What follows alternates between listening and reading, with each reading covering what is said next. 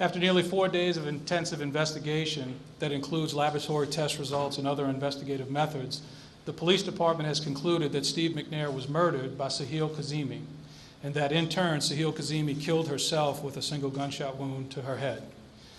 While we may never know exactly what drove Ms. Kazemi to make that decision on that Saturday morning, the totality of the evidence clearly points to a murder-suicide.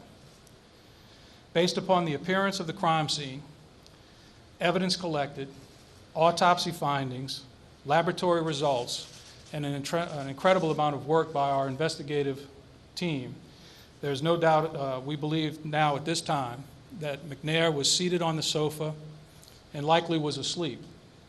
And we believe that Kazemi shot him in the right temple, then shot him twice in the chest, and then shot him a final time in the left temple.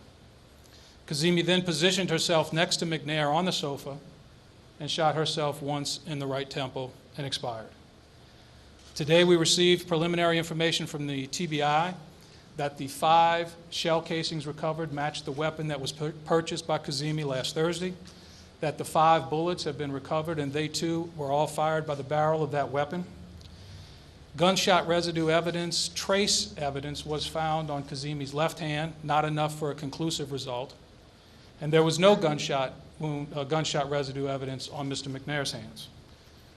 Over the last 5 to 7 days of Kazemi's life, our investigation is learning that she had become very distraught and on 2 occasions told friends and associates that her life was all messed up and that she was going to end it all.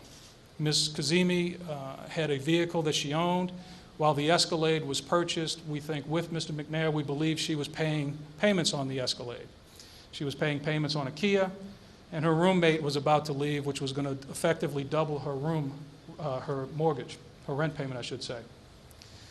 We also have reason to believe that Kazemi recently learned before this day that she believed McNair was involved with another woman, and that too participated in her state of mind, we think.